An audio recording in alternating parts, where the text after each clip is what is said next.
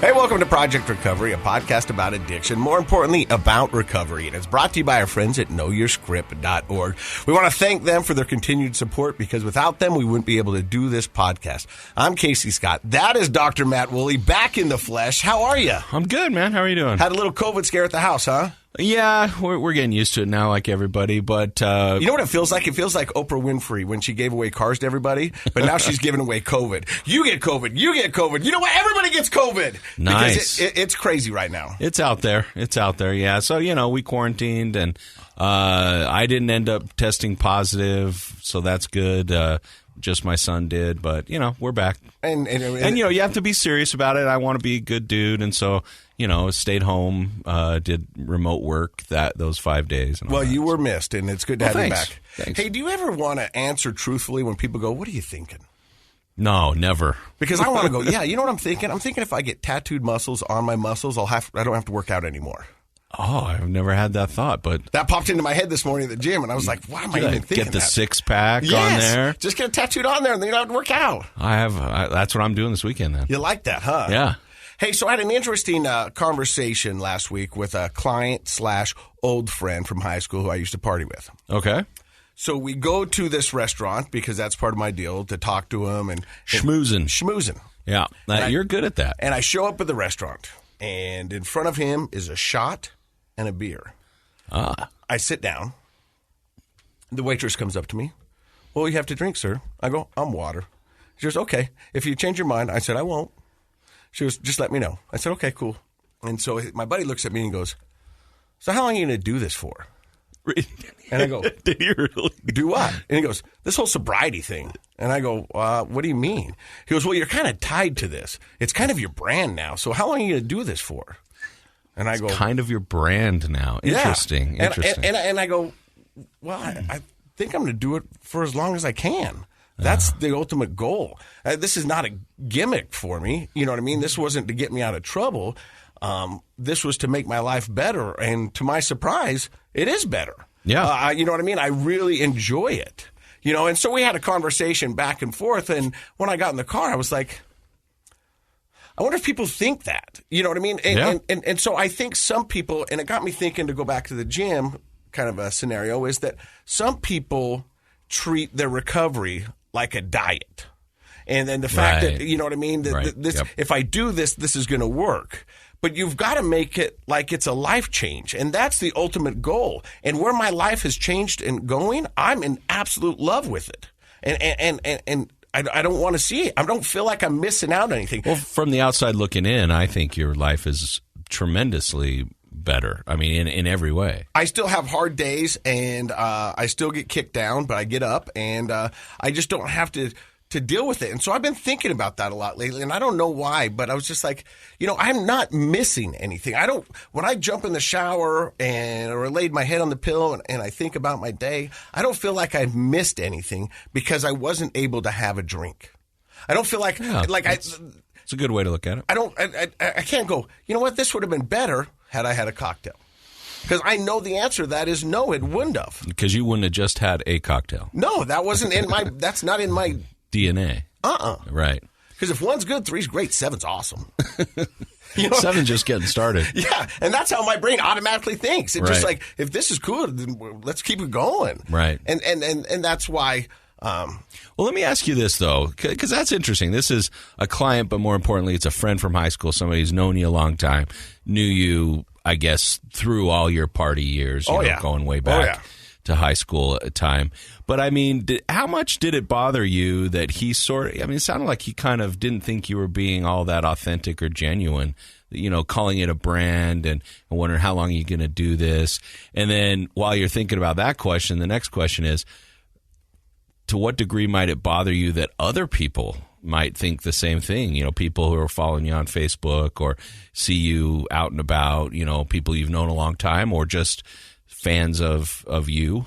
To answer your first question, it didn't bother me because I thought more that he was wondering, if this was a legitimate lifestyle change for me and wondering if I was truly happy. So it wasn't being judgy so much as he was just wondering? Yeah, are you going to be able to sustain this? Are you happy? That's a decent question. You partied for a long time. And had a great time. I've seen 1,000 faces, and I rocked them all. And it was epic partying. You partied with rock stars. Yeah, kicked out of dressing rooms. I've done some stuff, and some of it was really, really fun. Some of it was horrible. A lot of it was public. Yeah. Yeah. So I get his question. And so I wasn't offended by it, but I was wondering if he was like, I think it would have been better if he had said, let me ask you this, Casey.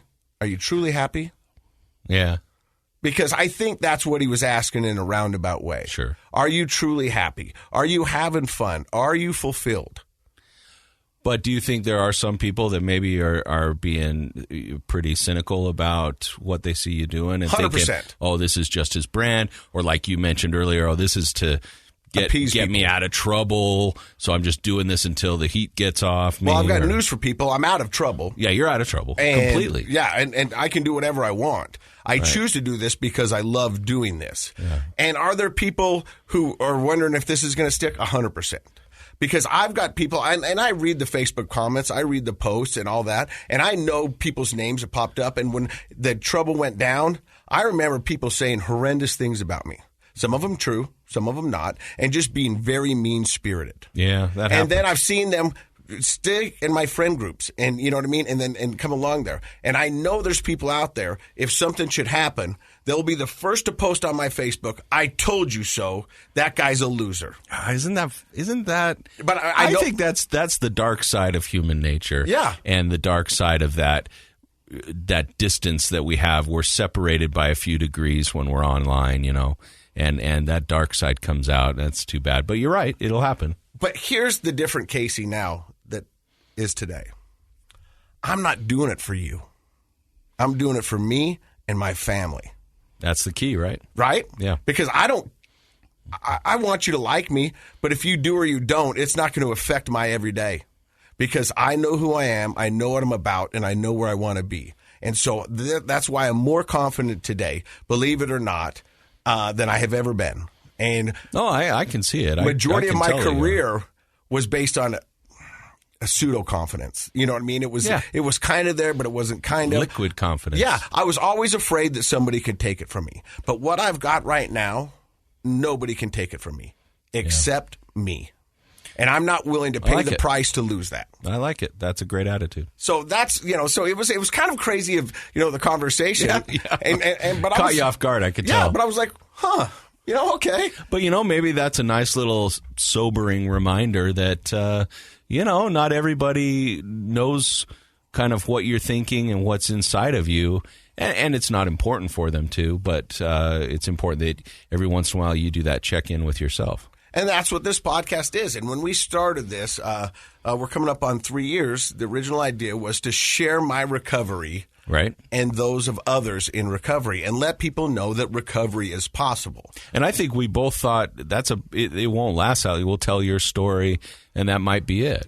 But the reality is every day I'm forced with new consequences, new options, and how do I navigate this, and what do I do? And the stuff that I'm dealing with 3 years sober is not what I was dealing with 1 year sober. Life changes and all that other stuff. I've got some exciting news to share with you coming up. I can't yet, but it's going to be really cool. Well, I do know that you're a great blanket salesman. Oh, I love Minky Couture. Because how many of those dang Minky Couture blankets did you sell me before Christmas? About broke my bank account. So here was a side note. So one of my other jobs, I was dressed as Elf on the Shelf. And I walk in there, and you're DJing the Christmas music, Elf on the Shelf. And Minky Couture, and I've been telling you about these blankets for years, and you come in, and you got me all hyped up, and I walked out a poor man. No, but they were great. They were great. I called you 3 days later and said, "How did the blankets go over for Christmas?" What did your kids say?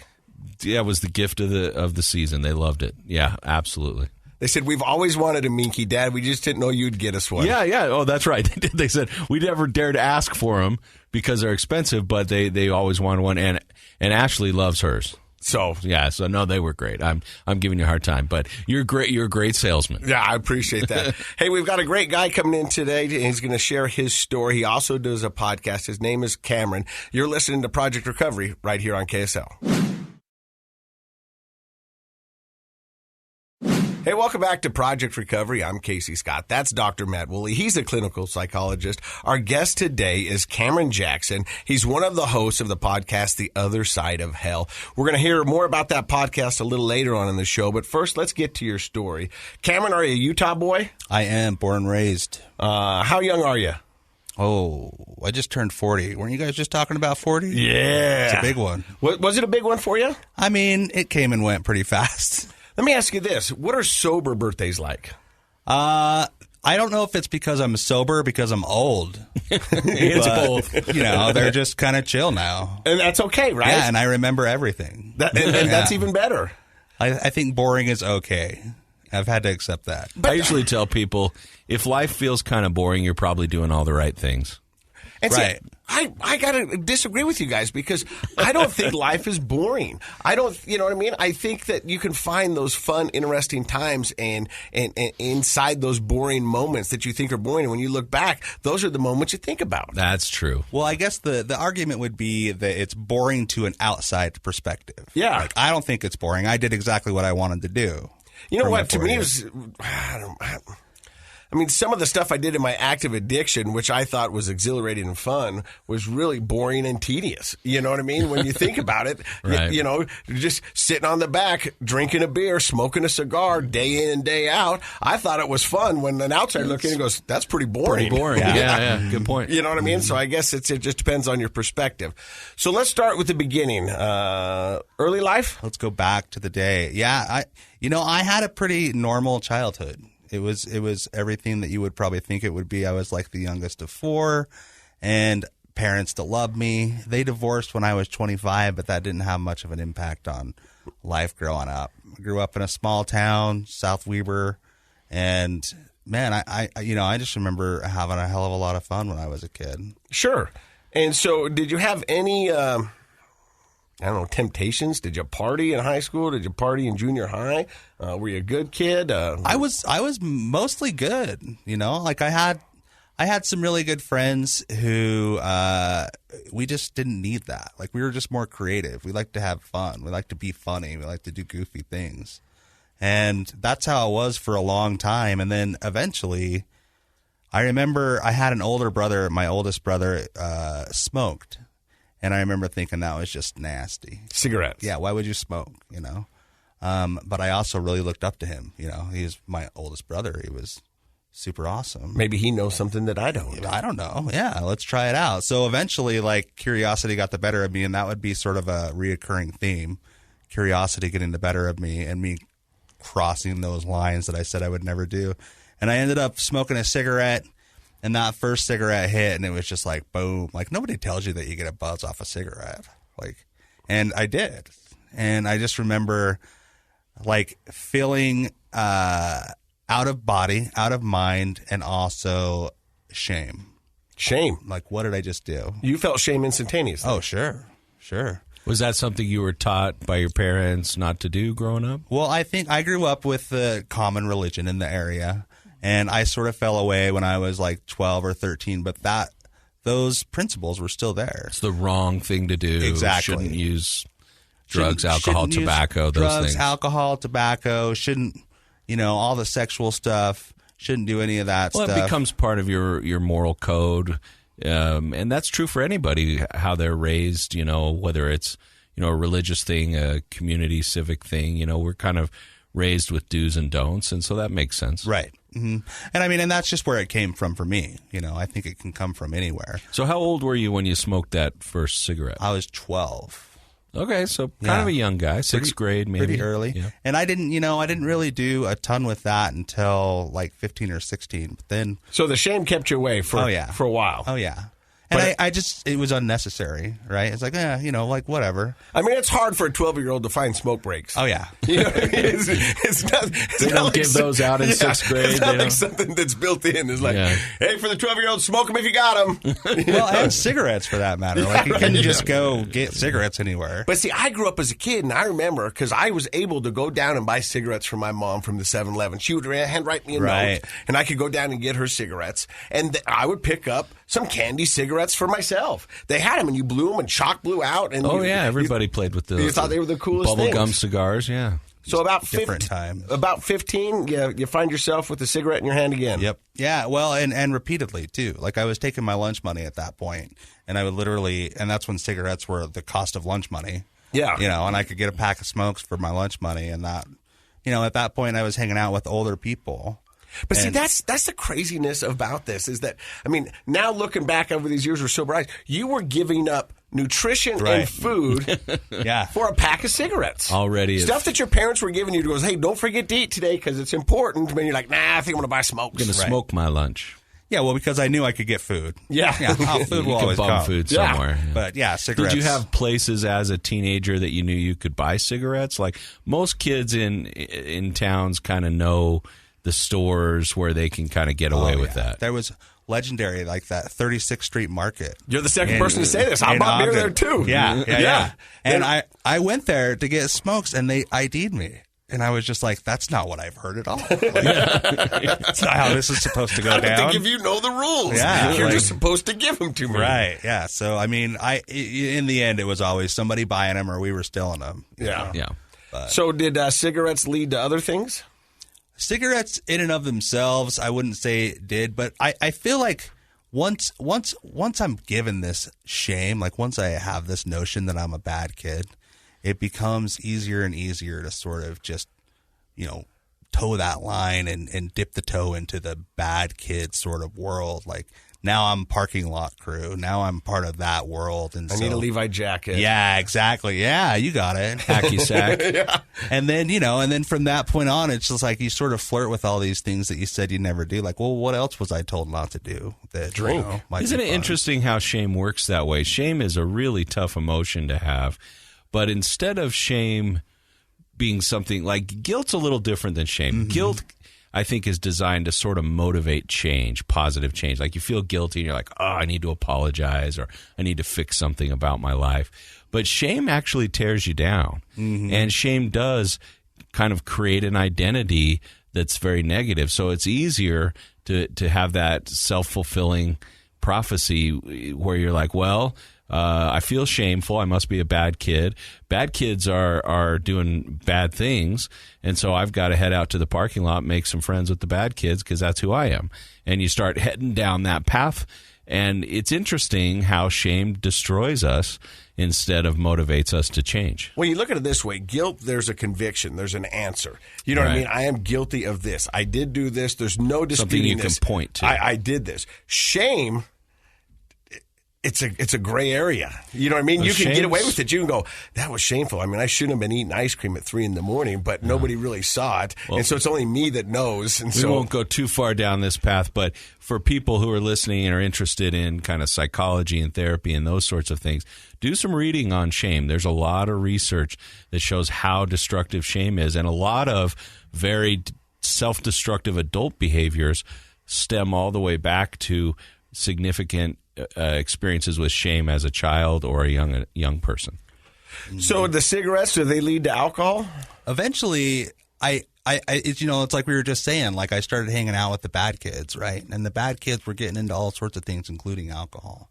And it was all, I feel like it's all from everybody's older brother. Like, oh, my older brother's drinking, I'll drink. Mm-hmm. And so...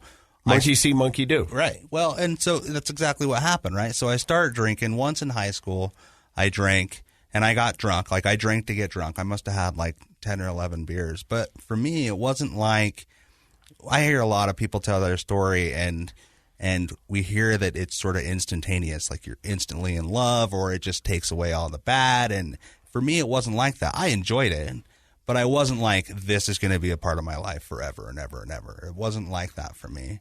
Like, it hit later, and we'll get into that eventually. But, like, for me – I drank once. I didn't really go back to it. I went back to those good friends that I had. You know, we started having healthy and clean fun, and I had people around me that were using all sorts of stuff, and I was just like, I don't need that, you know.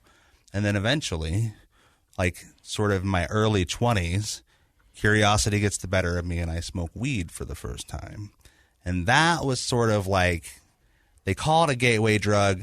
I don't know how much I agree with that, but for me, it was absolutely a gateway. Yeah, and I think it's probably different for everybody. You know, the reason they say that is because it lowers your inhibitions. It makes life a little bit different, and you feel that. And so you go, well, if this is that good, what's this other stuff they're talking about? Absolutely, yeah. Well, and really, like, for me, like, it was sort of the first thing that really had its hooks in me. Like, I mean, I didn't smoke weed again for, like, another year, and then again it was, like, 6 months, and then it was, like, 3 months, and then eventually it was every day I was smoking weed. And, you know, I'm looking through carpet when I don't have it. Like, I know there's some weed in here somewhere, you know. So, I mean, and that's true addict behavior. Right. But eventually, like, it escalates into, like, well, what else is out there? And in my late 20s, I click with this party crew, and we're partying every weekend. And it's a lot like you're talking about, right? Where it's like, that's just so much of your lifestyle. And for me, it was like, as a kid, I'm the youngest of 4, so I'm always clamoring for attention. And now, like in high school, I was sort of an odd duck, didn't really fit in anywhere. But now I've got this magic elixir. For me, it was like a cocktail, right? Like, if I have just the right amount of weed, just the right amount of alcohol, just the right amount of pills, I'll feel on that spiritual plane where I don't care what you think of me, and you're going to love me no matter what. Because, like, I was like Mr. Clown, you know, like, I was the life of the party. I was the guy that's, you know, dressing up in women's clothing just to get a laugh. And that's how it went for a lot of years. And so, but just so we can keep everybody on the same page. So you start with weed. It goes from 1 year to 6 months to 3 weeks to every day. Mm-hmm. And then you talk about this magic elixir, that being a combination of alcohol, weed, and pills. Do you remember the first time you got pills? Well, let me ask you this. What was your DOC? What ultimately was your DOC? For me, it was not amphetamine, opiates. Okay. Uh-huh. So pills were your ultimate. How did you get introduced to those? Well, it's the same party scene, right? Like, for me, we would be hanging out and partying, and people would just introduce some Loratabs. And I dare say for a long time, it would be something that I would add to the mix, but it was never anything I absolutely had to have. In the beginning, were you hesitant to try that? I mean, people are handing stuff out. Did you just gobble it down, or did you think, oh, I don't know if I should do that? You know, I was really hesitant when it came to ecstasy. As I remember, I was at a party once, and one of my homeboys brought out ecstasy, and not only did he have ecstasy, but, you know, he crushed it into a line, and it like felt like that was crossing a line, right? Like that was snorting ecstasy. Like, pills I could always justify because I had back pain, right? So opiates were always like, I would get a prescription for opiates, you know, mm-hmm. and it would last me. I would take them as prescribed. Imagine that, you know, and it would last me as long as it's supposed to.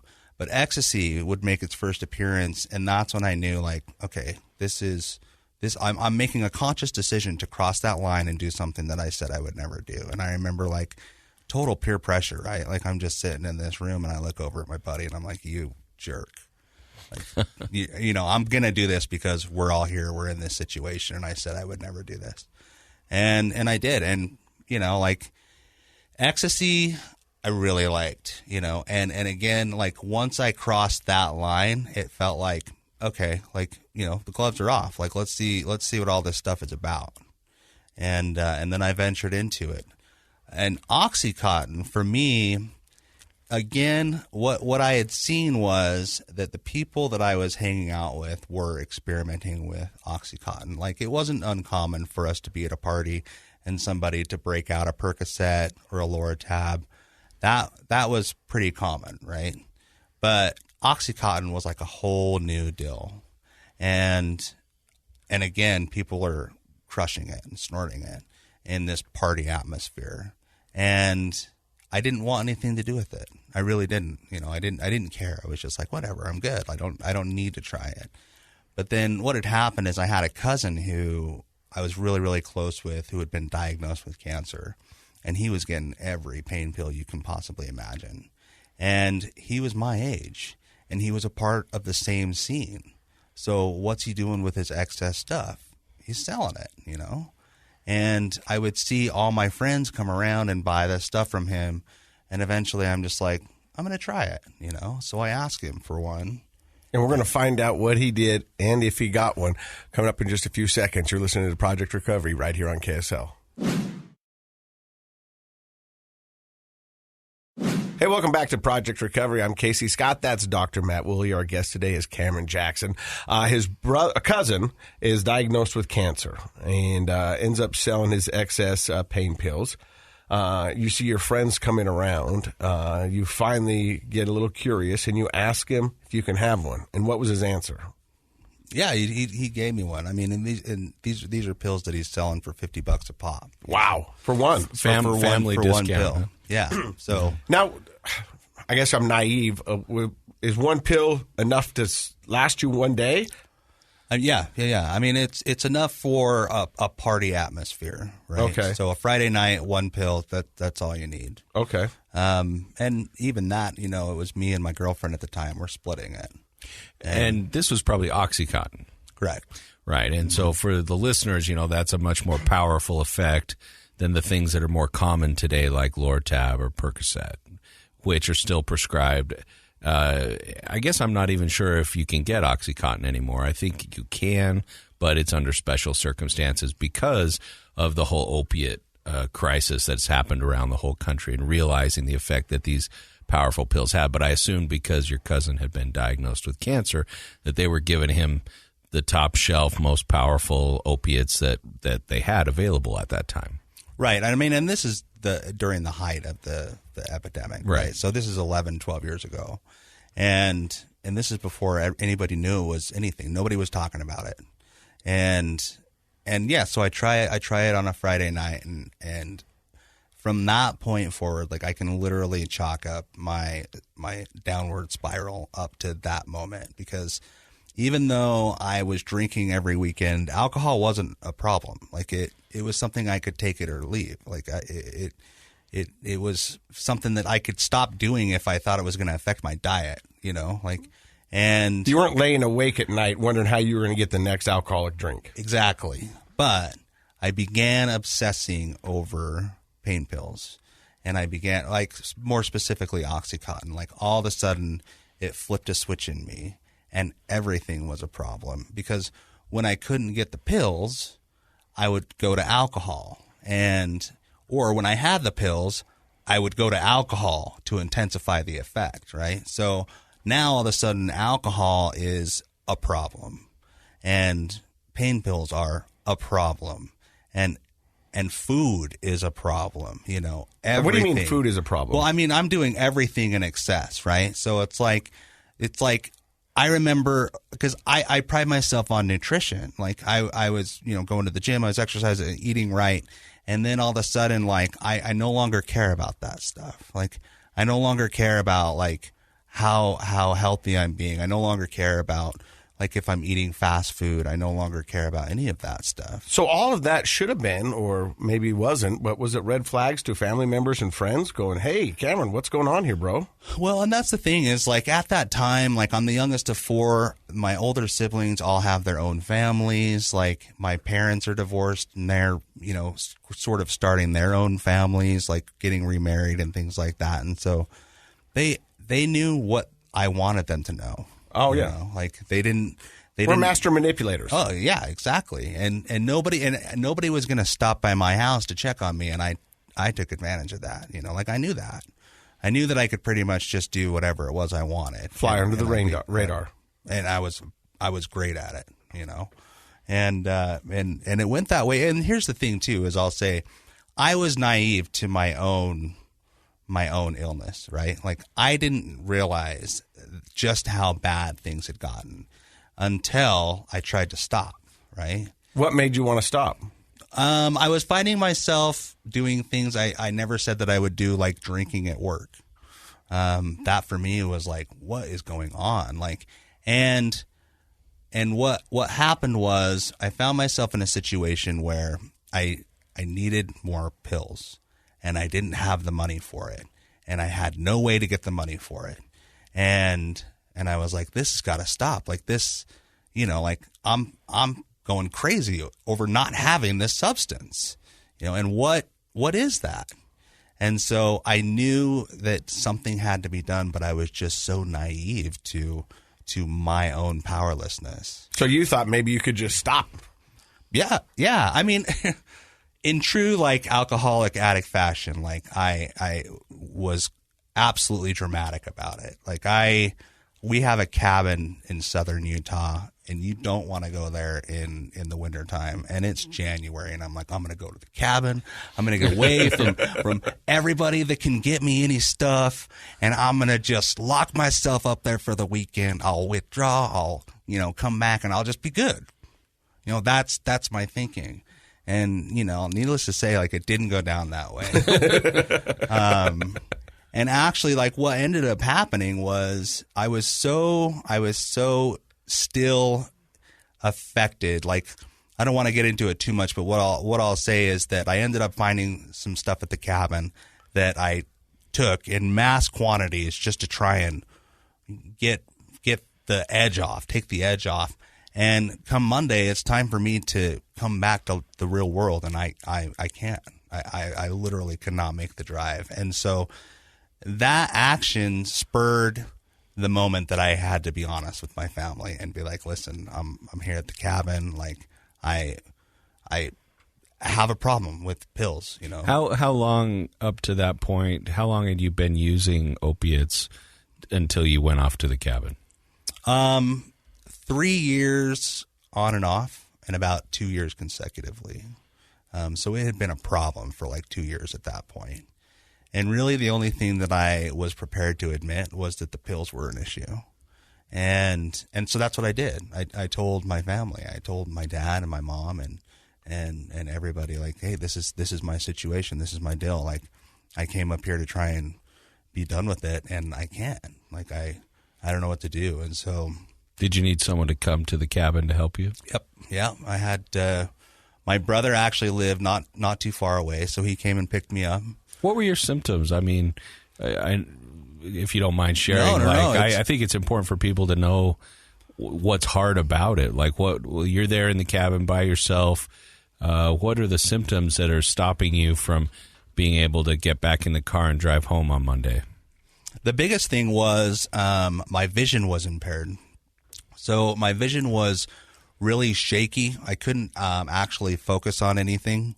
And the other thing is that by this time I was withdrawing from alcohol, and that was something I didn't even know that you could withdraw from alcohol, And so my hands were shaky. I felt neurologically that things weren't right. And I had massive, like, intestinal issues. My guts were just all twisted. Yeah. And beyond that, there's this immense fear and anxiety within me because I know that I'm too messed up to go anywhere. So when your family, go ahead. I was just going to say, that's a pretty scary thing, because you went into it in sort of a naive fashion, thinking, I'm going to do this big gesture. I'm going to go down there. You almost probably thought, like, I'm giving myself a spa weekend to kind of get this stuff out of my system. And then all of a sudden you found yourself panicking. Maybe I'm not going to be okay.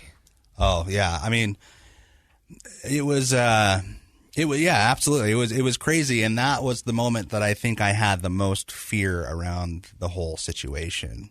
And it was just, I'm supposed to be back to work. Now I've got to tell my family. And what will they think of me? Like, this drug addict son, I've got to have people come and rescue me. Like, what? I mean, the secret's out. Yeah. People are going to know. Pretty much, But there was also this sense of relief, too, that came with it, because I was just like, I was sort of done making decisions. I was just like, okay, you guys take it from here for a minute. But you weren't making decisions then. You know what I mean? If in the addict brain, right, your brain was doing whatever it could to get there. You have moments of clarity that you thought maybe the cabin will work. Mm-hmm. So what happens when your brother comes and gets you? Well, it's funny because what had happened is he took me back to his house, which was not too far away. But what had happened is I had stopped at his house on the way up there. And he had a son who was sick. He had a really bad cough, and so he had some cough medicine with codeine in it, right? And so I'm an addict. I find an opportunity, and I take a swig off that. And I had ended up telling him about that, And he told his wife, and she wouldn't let me in the house because she was worried, for her kids. So even, here I am, like, at the mercy of my family members, and one of them is refusing to even let me into the house. And I'm just like, what? I can't be mad at her. No. I totally did that. You weren't mad at her at the moment, though? I mean, I was... You're probably pretty desperate shape, it yeah, sounds I like. mean, I was... I understood in a way. I mean, I was also like, I don't know what I'm going to do then. Mm-hmm. But so I ended up just hanging out in their garage for a minute until she finally calmed down enough to just let me at least sleep on their couch. And then I had family from this area that went down and picked me up and drove me home. So I was on their couch for a night. But so what was your family's response to you telling them your secret? My dad, here's the thing, is my dad and I have always had like this sort of distant relationship. Like, my dad's a great guy and we have a great relationship now, but growing up, I always had like wondered if he liked me. I was just like, do you even like me? And my dad, when he found out that there was an issue, he just swooped in, grabbed me, took me to his house. He put me on quarantine, and then he proceeded to like learn everything he could about what was going on, like what he did his do. research, huh? And he just jumped head first into it. And from that moment forward, he was like my biggest advocate, and still to this day, he's that way. So did you end up going? Do you have a rock bottom, or was that your rock bottom, you think? Well, that was the moment that spurred me beginning to get help, right? I would still go through this process of convincing myself that I could successfully use. Or you could drink but not use pills. Exactly. They call that negotiating your sobriety. And a lot of people do that when they first get into it. And that's why sometimes when we talk about the DOC being your drug of choice, is somewhat misleading. Because your DOC is usually the drug that brings you down, but chances are there's been others along the way. Multiple. And the reason you rest on this one is either because it makes you feel better, or it's like more accessible, or it's cheaper, or whatever it is. But when you tell somebody your DOC is this, sometimes that gives people permission to do other things that's not that. Well, and you see with people, and maybe this is your story too, Cameron, but when the DOC isn't available, boy, you pretty quickly find other things to fill in the gap, right? Oh, yeah. So, I mean, you did so that. An addict is an addict. The DOC's a little bit irrelevant, but important to prove that point, when Cameron went to the cabin to get off of pills, he took something there to take the edge off. Right. You know what I mean? And in your mind, that was okay because it wasn't the pills. Right. Oh, yeah. Like, and mind you, like that experience was the catalyst to get sober, but I also learned that that's the way I think, right? Like, I sort of was able to sort of see at that point that this is flawed. There's something flawed in my thinking. And that is a beautiful, leap in maturity for a person who's struggling with substance abuse or addiction, to realize it's actually not as much about the substance. It's about me. It's about how I think. Mm-hmm. And that's an evolution in your progress, to be able to say, I started off at the cabin thinking I'll just get this stuff out of my system and I'm fine, with no real self-awareness of how you think as an addict.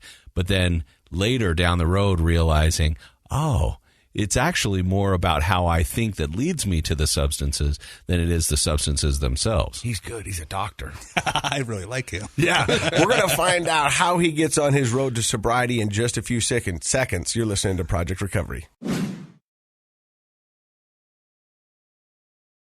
So you said it started you on your road to recovery. You have some self-awareness going on. You navigate or negotiate your sobriety for a while.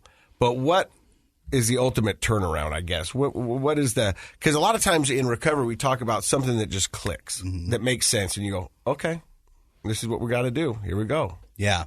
Well, there's definitely a moment, for me at that point, like I started going to counseling. And I thought that, hey, I'll just go see this guy maybe once or twice a week, and that will get it so I can drink successfully. That was all I ever wanted, right? Was just to be able to use without consequences. And I did that for a long time. But then eventually it got to a point where what had happened for me is I was in a situation where I was going to go spend the weekend with my brother, that same oldest brother, right? Whom I absolutely love. And he asked me, he was like, dude, please don't come over drunk. And he wanted me to go over on a Sunday. And he was the one person that knew the full extent of what I was dealing with. And I was like, okay, yeah, I mean, fine, whatever, that's cool.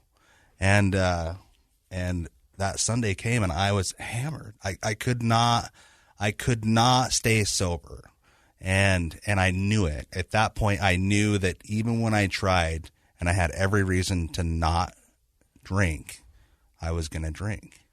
And so really for me, like what ended up happening is I was at a buddy's house and I knew that he had a gun. And I went and grabbed his gun, and I to this day, I don't remember if it was loaded or not, but I put his gun against my head because I wanted to see if it was going to feel like the right thing to do. And it didn't. It did not feel like the right thing to do. But I knew that action meant something. And I had ended up sharing that with my brother, that I had done that. And he said, dude, we've got to get you some help. And even then, like I couldn't make the call. I couldn't, right? Like I knew of a treatment center and he had known of a treatment center, and I couldn't physically bring myself to call them on my phone. And so he called for me. And then I got into treatment, and that's when I was like introduced to this world of recovery. And I would like to say that that's when I got sober, but that's not, like I still had to go through a little bit of back and forth until honestly, I had been beaten into submission enough that I was out of ideas and I stopped believing my own garbage. And I said, I don't know anything.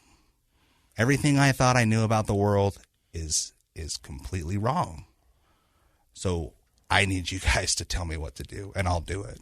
A lot of people have come to this podcast and sat right where you are and said, I just was sick and tired of being sick and tired, and I didn't know what to do. And I, even in my own addiction, I fancy myself to be a pretty intelligent guy, thought I can outthink this, I can outsmart this, I can outmaneuver this, and I tried for a lot of years. And I had to come to the same conclusion that I can't do this. And I think that was the toughest thing for me, was the admitting part that, and I think that's why you didn't make that phone call. Mm-hmm. Because I got to admit that I can't figure this out. And that's a tough pill to swallow. Yeah. I mean, it was the toughest pill to swallow, but it was such a beautiful turning point. Like I absolutely had to get there.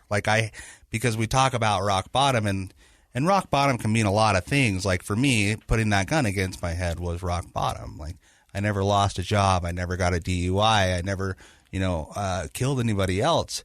But me putting that gun against my head was absolutely rock bottom. And so from that point forward, to get into this world of recovery and see, I don't have any clue how life works. You guys have got to tell me.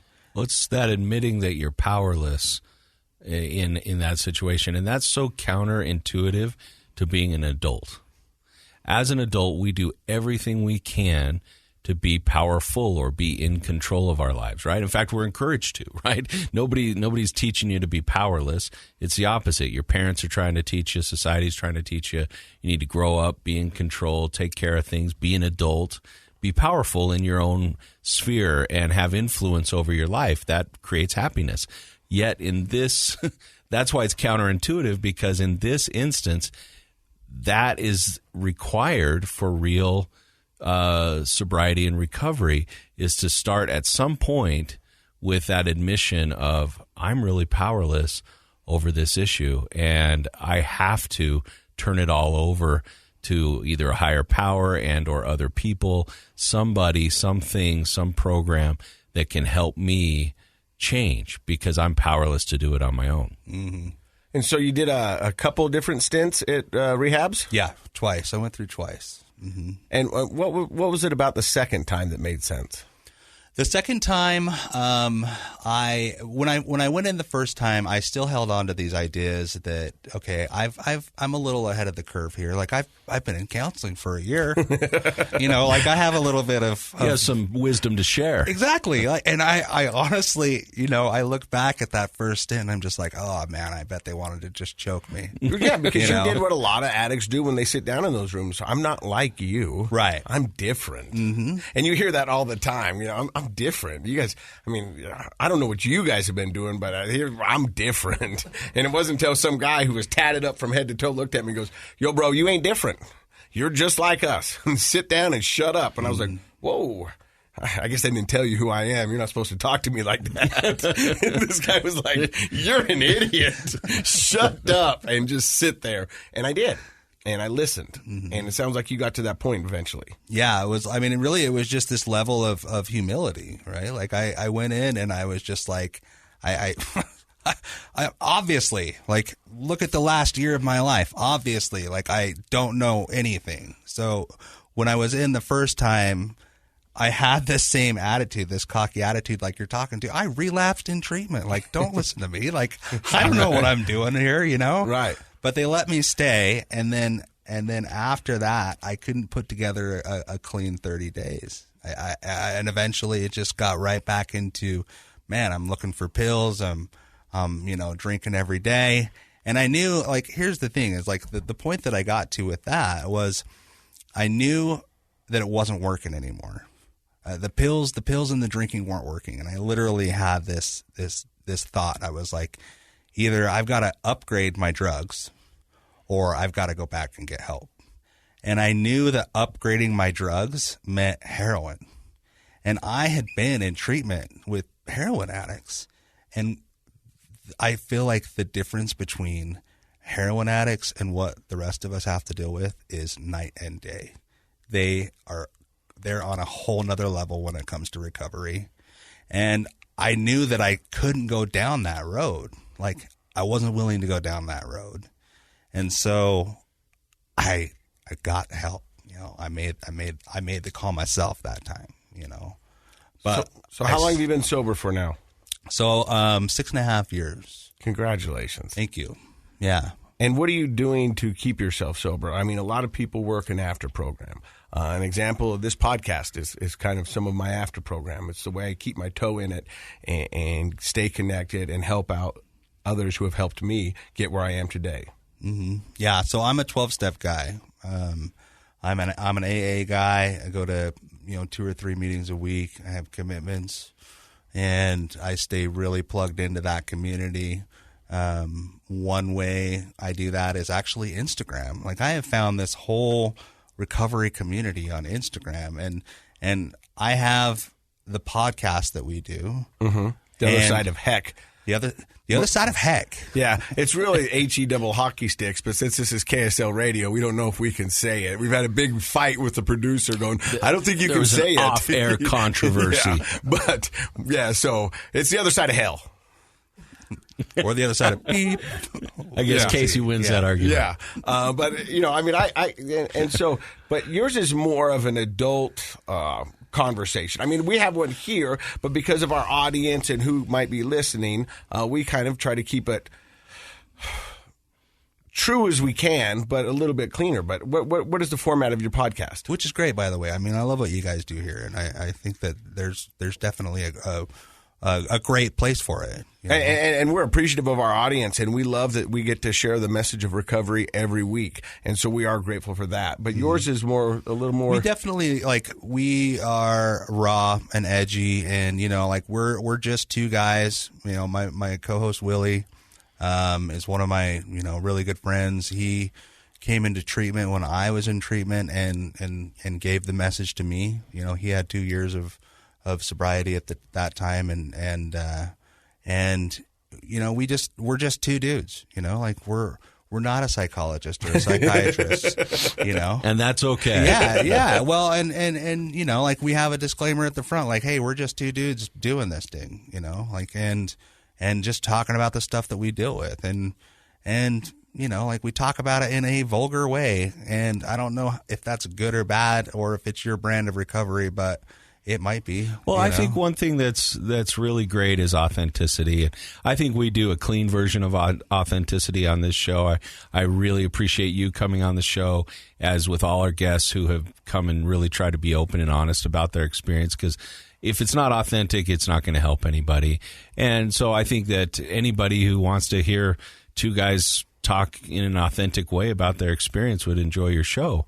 And I don't think that's a bad thing at all. In fact, one of my favorite things about kind of blowing up the stereotype of addiction that's happening all over the country, not just on podcasts like yours and ours, but it is the fact that it has become this authentic conversation, that people from all walks of life are talking about their experiences with addiction and substance abuse, and that touches anybody who's listening can find a connection there, because there's every different type of person has dipped their toe into this, and they know that if they're authentic, they're going to reach other people. So I'm glad you guys are out there doing it. Well, I think we could bring it back to the beginning of the podcast when we say addiction doesn't discriminate. Right. You know, most of us think of addiction when we were younger as, you know, some guy that's on the side of the street, got long hair, multiple earrings, and a lot of tattoos.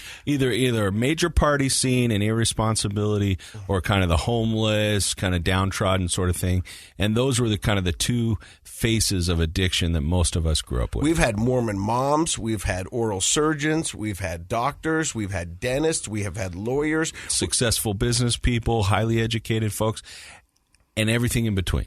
And so that's what it's about, because we said the opposite of addiction is an abstinence. Most people think that. They go, you know, especially those who are naive to the world of addiction, they'll go, kind of like you in the cabin. Well, just stop. Just stop. Then you won't have that addiction anymore. But it's not that simple. It's not as cut and dry as people make it out to be. There's other factors, there's other reasonings of why we are drawn to what we are drawn to. And then it becomes a problem and all that other stuff. The opposite of addiction is connection. And through podcasts like this, like yours, we can find a connection. We can find a community. We can find something that resonates with us. I've said it so many times on this podcast, I treat my recovery like a buffet. I grab my tray and I walk down and I go, I like this, this tastes like crap, I'm going to put that back, and you know what, I'm going to get a double helping of this because this really makes sense to me. And at the end, when I go to pay off, this is what my recovery looks like, and this is what my bill, and I can do this. Makes sense to me. Somebody else might have double helping of this or whatever it is. You've got to find what works for you. So you got to find your community. We have two people right here that have different styles. Like you said, Cameron, you're a 12-step guy, and 12-step is something you've been involved in, you know, I guess at least for 6.5 years. Mm-hmm. And Casey, you're not a 12-step guy. Nope. That didn't really resonate with you. Yet, what's the result? Both of you guys are not just sober, but you're in recovery. And I love that. What all that entails is being a person in recovery. And I've said this before, I'll say it again. Some of the most vivacious and active people in our communities that are doing good are people in recovery. They're giving back and doing a lot of great stuff and helping our communities out. And so however you get there, how many ways are there, Casey, up sober? Over 1,000. There's at least 1,000. Okay, put a number on it this time. Yeah. I mean, it doesn't matter how you get there, and then you start giving back, and I think it's fantastic. So I guess that would be our takeaway for the show today. If people want to find out more information about your podcast or your Instagram or all the things that you're doing, Cameron, where do they go? We have a website. It's theothersideofhellpodcast.com. We are pretty big on Instagram. It's Other Side of Hell _recovery pod. And we're on Spotify, anywhere you listen, and we're also on YouTube. So check us out. Well, I appreciate you taking your time and coming down here and sharing your story. I've heard great things about you in the recovery community, so I'm glad you finally were able to come down and be on the podcast. If there's anything we can ever do for you, don't hesitate to ask. Dr. Matt, good to have you back. Josh, the producer, is super excited. He was like, you were good last week, but without Matt, it's just not the podcast. I pay off Josh to say stuff I don't believe like that. Yeah. I don't believe that at all. But thank you for listening. Thank you to our sponsor, KnowYourScript.org. Without them, we wouldn't be able to do this. And in case you forgot, Project Recovery is what? It's a KSL podcast.